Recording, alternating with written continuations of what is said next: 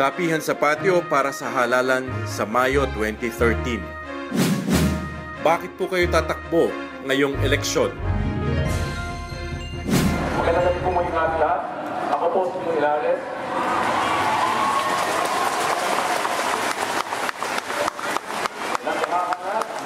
Naghahanap at nagdarasal na magkaroon po ako ng pagkakataon na maglingkod sa mahal nating lungsod ng Antipolo.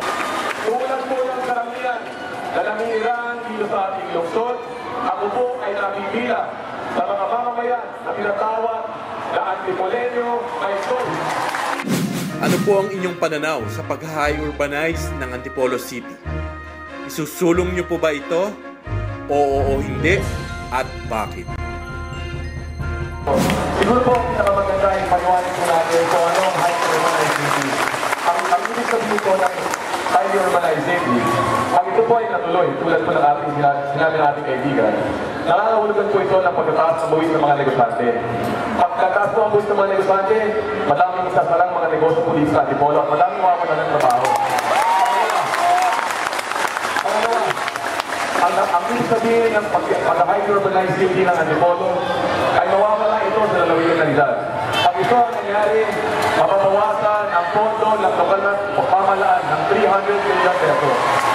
Pag ito po ang nangyari, kahit magdagdag po tayo ng 4 na congressmen, sabi ko ni Congressman Abot kanina, 70 million pesos per congressman. Magdagdag po tayo ng 4 na congressmen. 4 times 70, 280 million lang po yun. Hindi pa po natin nabawi ang nawalang 300 million pesos.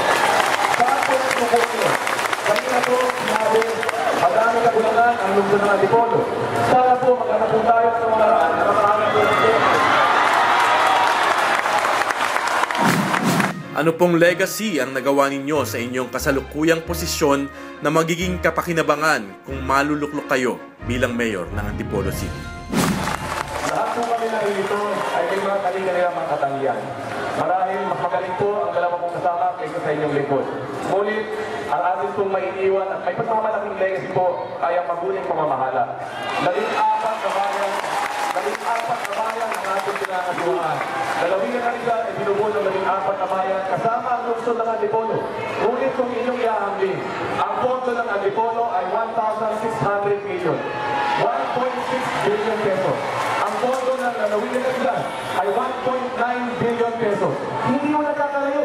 Pero kami po sa lalawigan ng Rizal, 14 ang aming bayan ay naalagaan kasama ang lungsod ng Antipolo.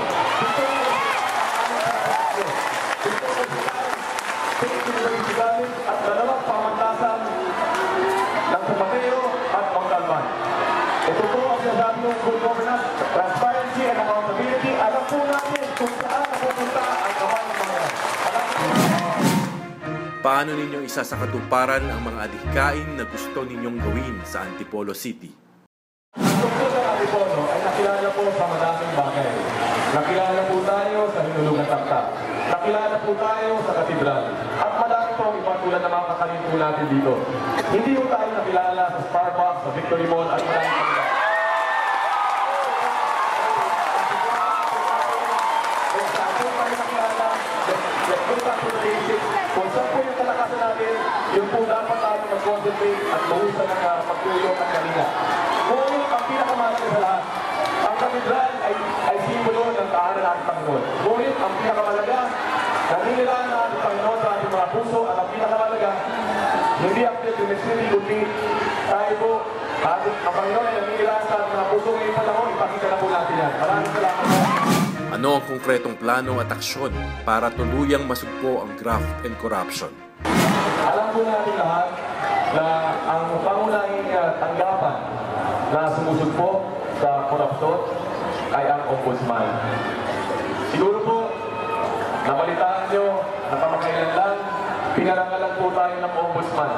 Sa buong Pilipinas, pangailan po ang tanggapan na lumalaban sa korupsyon sa RESE. Madaling sabihin na ito o yun ang gagawin natin.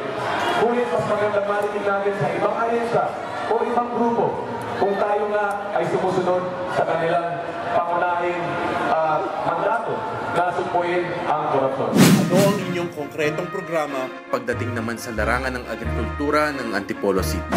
Ang bawat munisipyo po ay nagkagawa po, nagpapasa, nagkatawag po natin na comprehensive land use plan.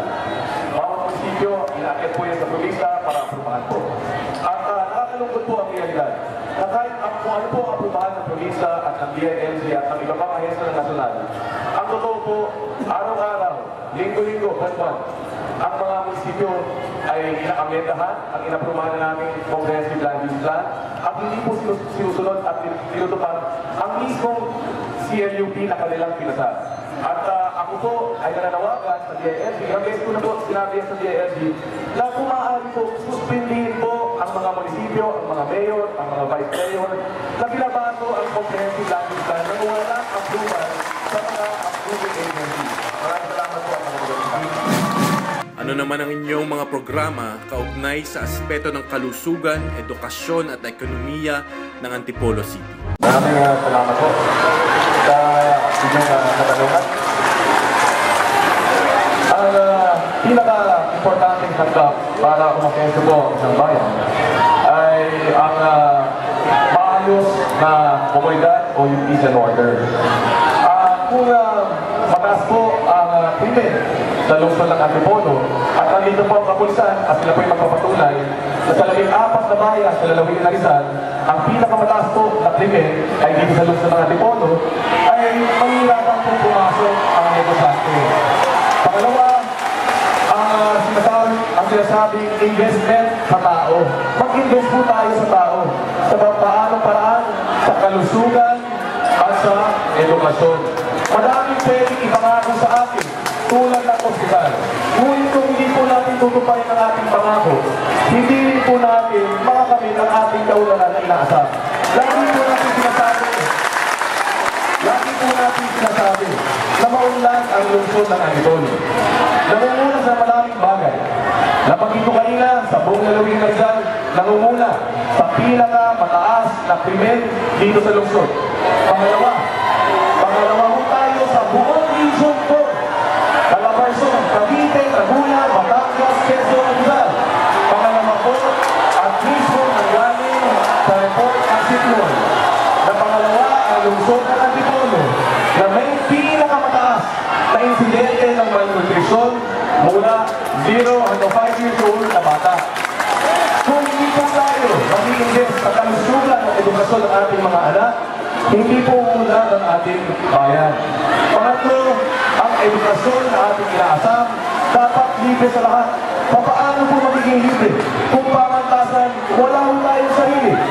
Dapat libre ang pag-aaral, elementarya, hanggang komunyo.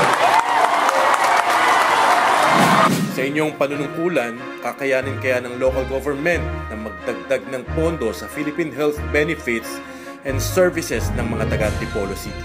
Noong nagdaang administrasyon, hindi maganda ang pamamalakad ng national government sa pagdating po sa PhilHealth coverage.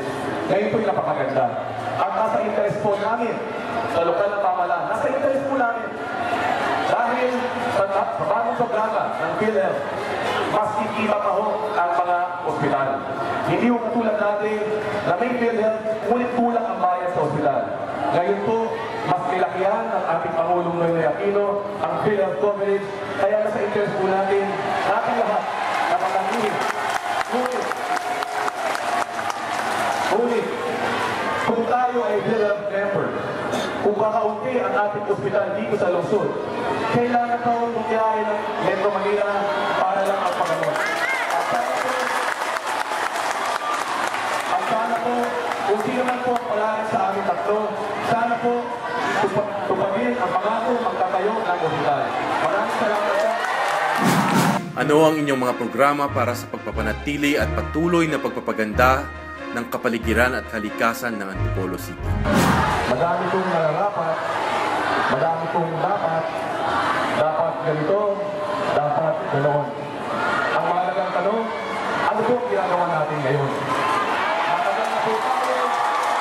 Matagal na po tayo sa pamahalaan. Siguro tapos na po ang panahon sa dapat, tapos na po ang panahon sa nararapat. Tanungin po natin kung anong ginagawa po natin natin sa loob ng 5 taon o higit pa. Alam niyo po mga kababayan, sa ating lalawigan, mahigit 100,000 puno ang aming natanim kasama ang Haricon Foundation at nilalayan ng Department of Environment and Natural Resources. Siguro po, maipagkat ko lang po, yung po nabanggit ko kanina na Comprehensive Land Use Plan tungkol sa mga agrikultura na itanong sa sektor ng agrikultura, may nagtag ko lang po ang Comprehensive Land Use Plan ay sabot din po yung usapin yan, mga pagtutulong ng puno at gapa. Dapat lamang natin ipatupad ang batas. Madaming mga ordinansa na ipasa. Bawal ang plastic, bawal ang ganito, bawal ang gayon. Ngunit kita naman po natin, dito lang po mismo kung nasaan po tayo. Madaming hindi po natutupad ang batas. Kailangan po natin ipatupad ang batas. Bakit kayo ang dapat naming iboto para maging mayor ng Antipolo City? Salamat po sa inyong pagkakataon na makapagsalita po sa harapan ng ating mga kababayan at kapwa Antipolo.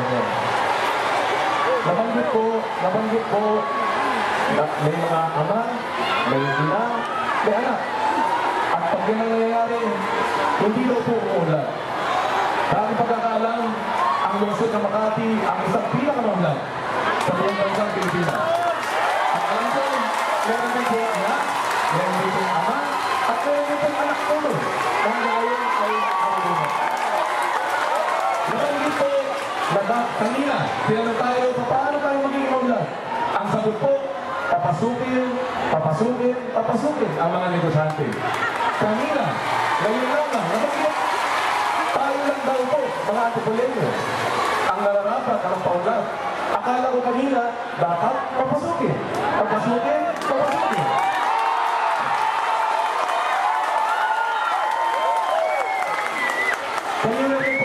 Kanina rin po, may katanungan ipinato po sa ating mga kasama, sa ating dalawang vice mayor na kumakandidato.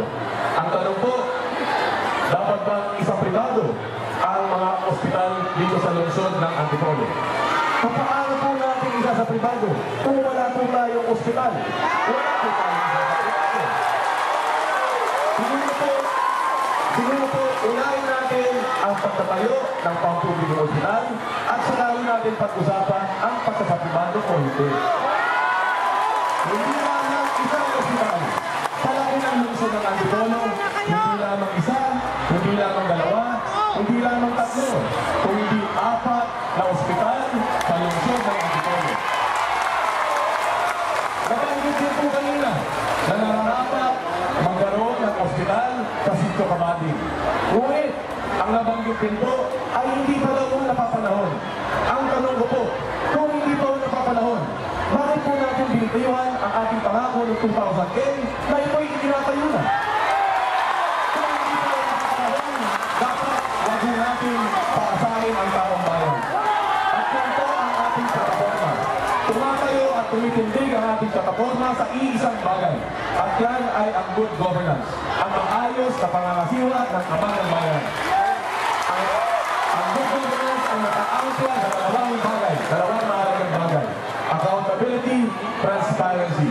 Tulad ng aking binanggit kanina at inihambing, ang lungsod ng Antipolo ay may 1,600 milyong pisong pondo. Ang lalawigan ng Rizal, may 1,900 milyong pisong pondo sa isang taon. Ngunit, sa 1,900 milyon, inaalagaan namin ang 14 na bayan kasama ang lungsod ng Antipolo. Pinapatakbo namin ang 7 ospital na pampubliko sa buong lalawigan, 2 pamantasan at 10 campuses ng University of Rizal City, kasama ang lungsod ng Antipolo, Barangay San Roque. Diyan po nakatindig, nakatayo at nakabaon ang ating plataforma. At tinitiyak ko po sa inyo na lahat ng ginawa ng PPCRB ngayong gabi ay mababaliwala kung lahat kami dito sa inyong harapan ay walang salita.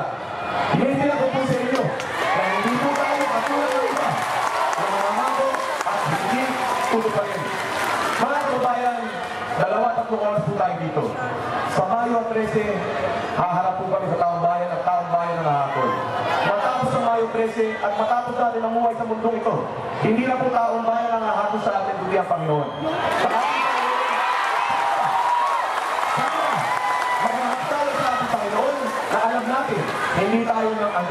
epekto ng api, ng hirap, ng sinungaling. At ang ating June Inares, ang bagong pag-asa ng Antipolo.